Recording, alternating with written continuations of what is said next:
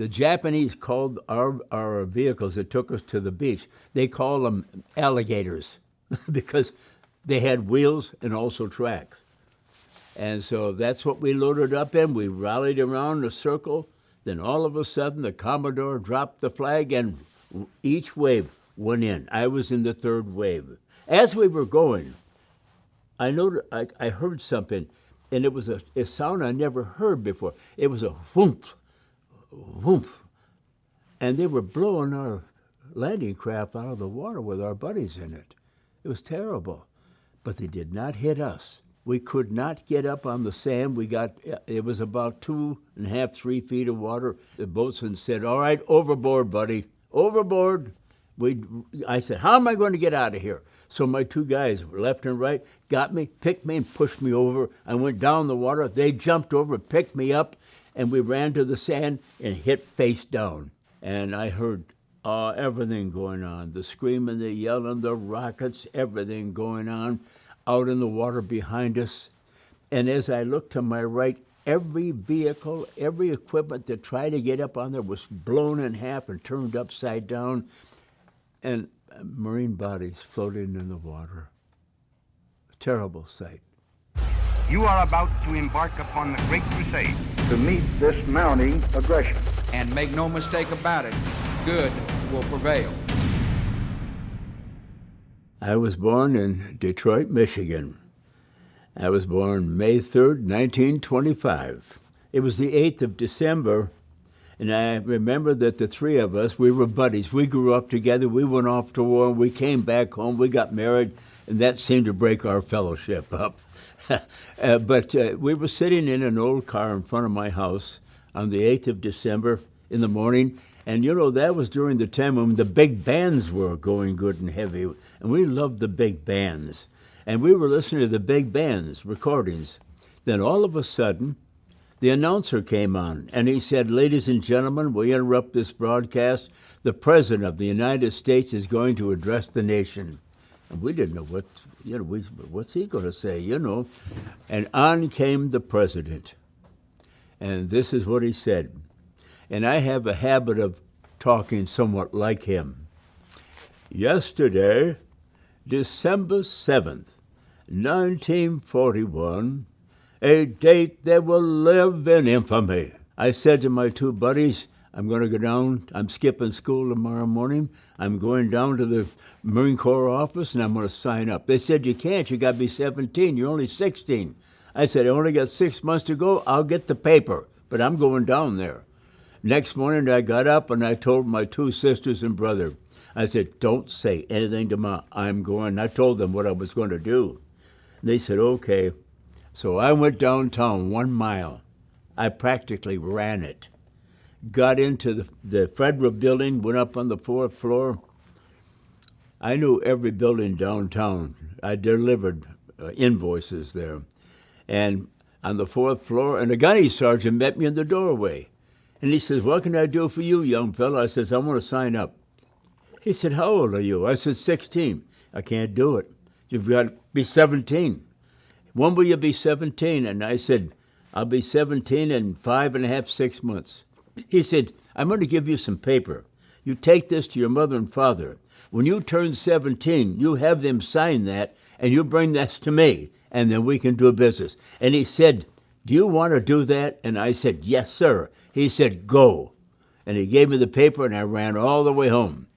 Now, I was so excited, I ran through the back door. My mother was in the kitchen.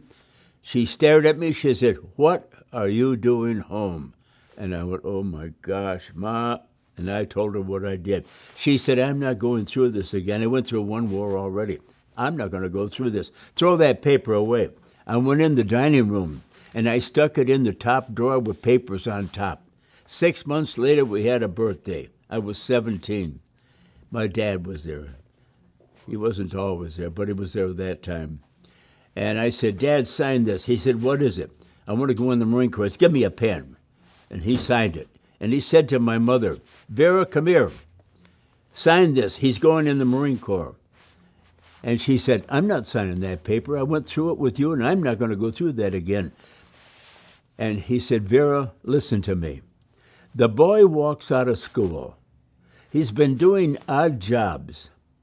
He'll probably turn out to be a bum. And when he said that, I went like this to my mother. And she said, give me a pen. Give me the pen. She signed it. I'm done with it.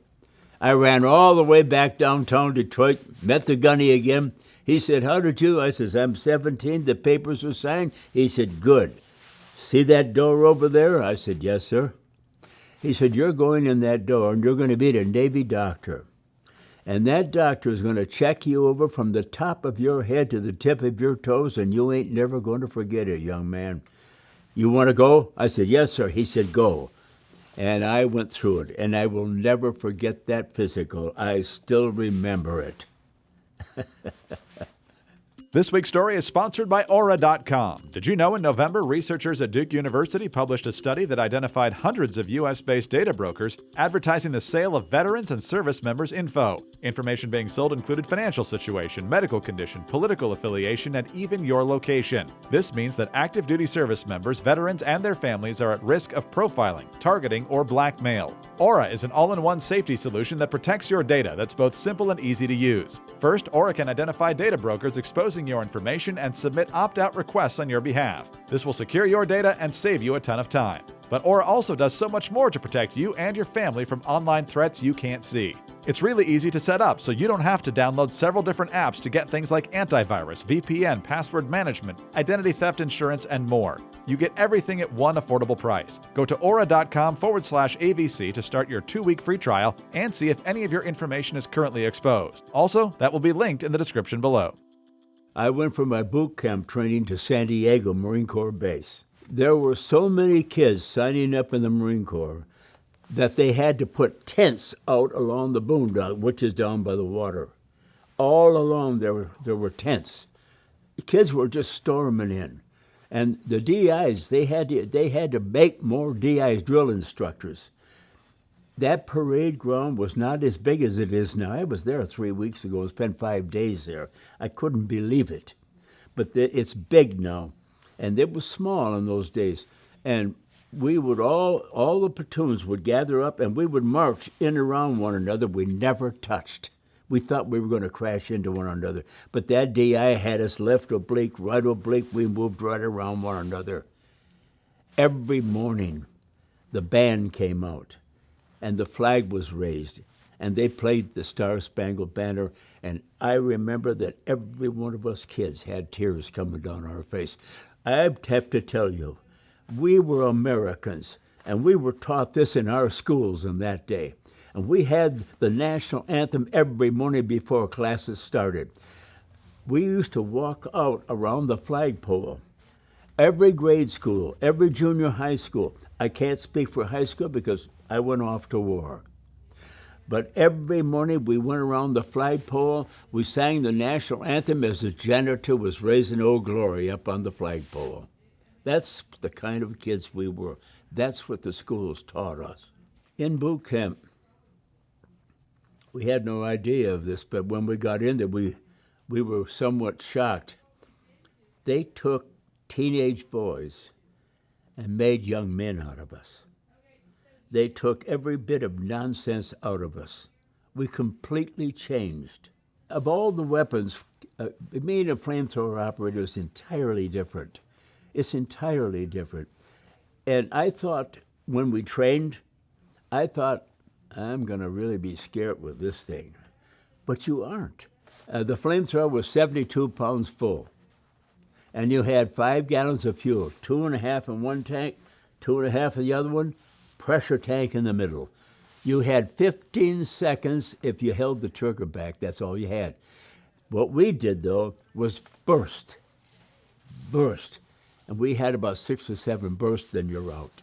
Going to Iwo Jima, we left San Diego, 3 divisions, and it took us 2.5 weeks to get there. One day out, they finally brought clay models on tables and showed us what Iwo Jima looked like, what was underneath, caves and everything. We did not know at the time what the casualties were when our Air Force hammered away on it. Very little. They just went back underground, let them go ahead and have their fun bombing, But it did tear up their planes and things. They lost their Air Force. That's why it was a little bit easy for us. The first time I ever had steak in the Marine Corps was on aboard ship the very morning we hit the beach. We could see the battle on the island. We could see our planes flying over and fighting. And all of a sudden, they brought chow up from down below. And it was steak and eggs. And I had a kid next to me and I said, "Hey, buddy, what's with the steak and eggs?" He said, "Graves, use your head. What do they do with convicts before they execute them?" And we all kind of laughed. That's the humor we had. We did not know what we were in for. The Japanese called our vehicles that took us to the beach, they called them alligators because they had wheels and also tracks. And so that's what we loaded up in. We rallied around a circle. Then all of a sudden, the Commodore dropped the flag and each wave went in. I was in the third wave. Green Beach 1, 2, 3, and that, all three divisions. And when we got up towards the shore, as we were going, I heard something, and it was a sound I never heard before. It was a whoomp, whoomp. And they were blowing our landing craft out of the water with our buddies in it. It was terrible. But they did not hit us. We could not get up on the sand. It was about 2.5, 3 feet of water. And the boatswain said, "All right, overboard, buddy, overboard." I said, "How am I going to get out of here?" So my two guys, left and right, got me, picked me, and pushed me over. I went down the water. They jumped over, picked me up, and we ran to the sand and hit face down. And I heard everything going on, the screaming, the yelling, the rockets, everything going on out in the water behind us. And as I looked to my right, every vehicle, every equipment that tried to get up on there was blown in half and turned upside down, and Marine bodies floating in the water.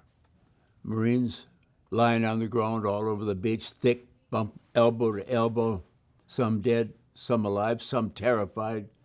I've even seen a few guys. I had a kid crawl back to me from the top, and he was shot in the neck.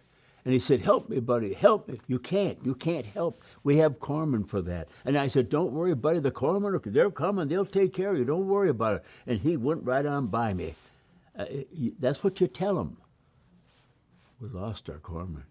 It took me about 2, maybe perhaps to 3 hours for a lot of us to get moving, because the ones in front of us, the first 2 waves, they weren't moving. We had to let that. This is the problem. When you hit an island in the South Pacific, you've got to, the first battle is the beach. That's number 1. Then you got to get across. You got to take the island. That's number 2. And if you don't get number 1 up there, you can't have number 2. And that was the problem. We couldn't move. They wouldn't let us move. So we were jammed up.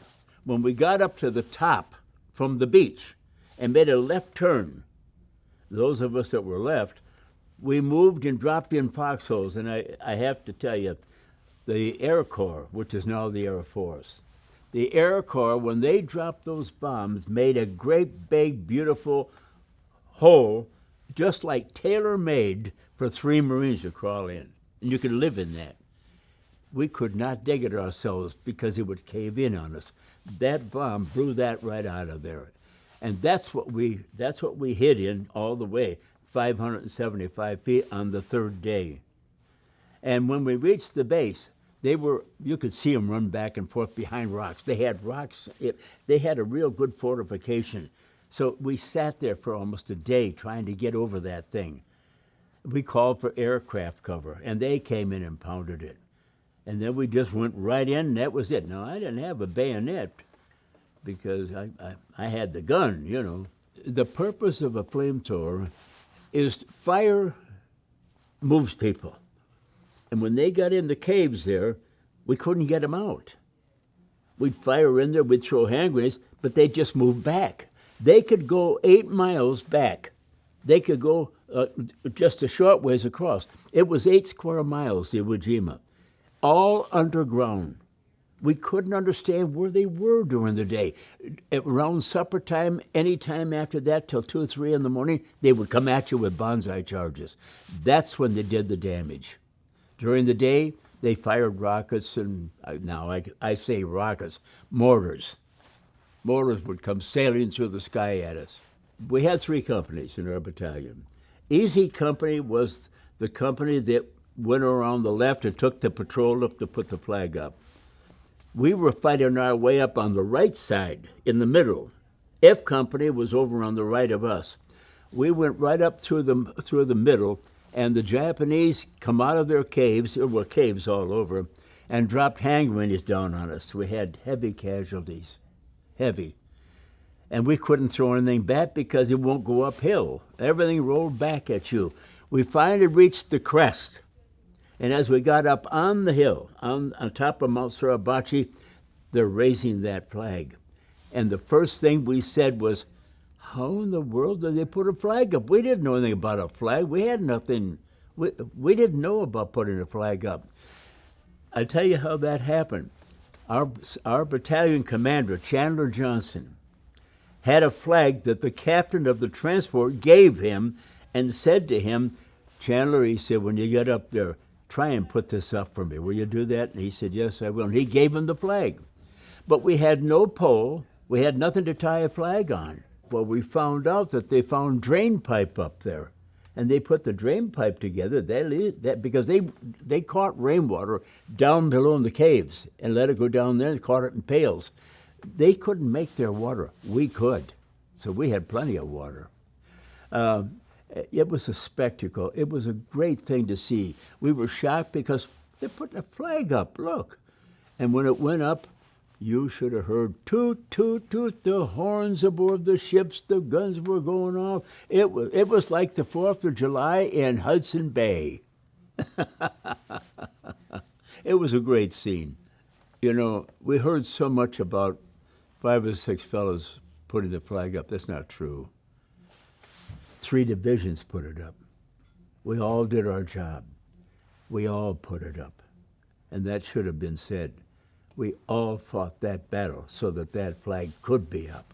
Around towards 10, 11 o'clock on the final day on Mount Suribachi, we observed, we watched the Navy get hit bad out. That's where I saw the Bismarck. And finally we got word that we're going to head on down the hill and head for 362, number 362A mountain on the left side of the island. Not too far away. And so that day we moved over there. We received fight, but during the night, it got a little dark. The Japanese came out, banzai charges. They threw everything at us. I was to the left. You see, I can't be actually on that front line without help, because if they grab me, I'm done, and they can use it on us.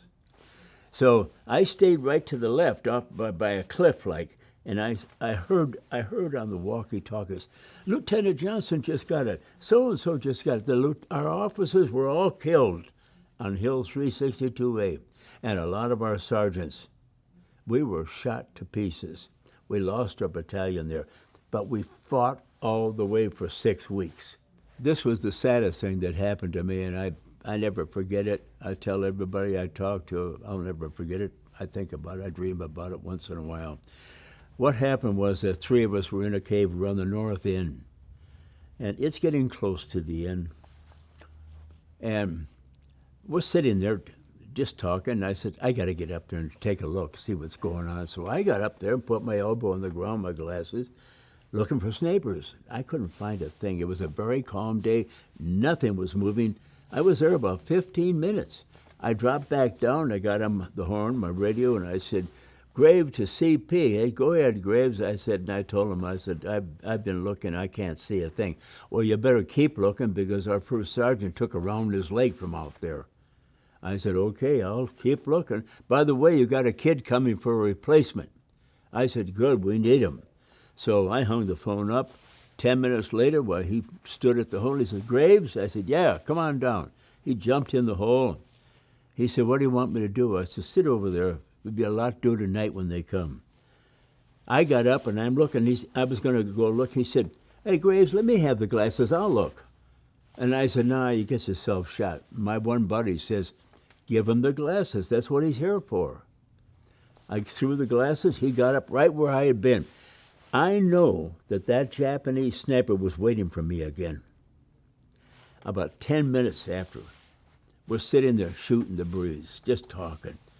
Pew! He fell back. He got shot in the forehead. It went through his helmet. His helmet flew off and landed down by my feet. We were stunned. Not that he got killed, but I was just up there. He knew I was going to go back up there. He knew that. And I looked at that, and I looked down in that helmet, and there was a beautiful girl sitting in a chair. And on her lap was a beautiful baby. When I saw that, I lost it. Sad. I just lost it. I got up and threw everything off, and I cursed Iwo Jima. I cursed the Marine Corps. And the worst thing I did is I cursed God because he let that kid take my place. I didn't understand. You know, the 300 people I hit the beach with in my company. 6 weeks later, we were lined up. The Japanese are by the water.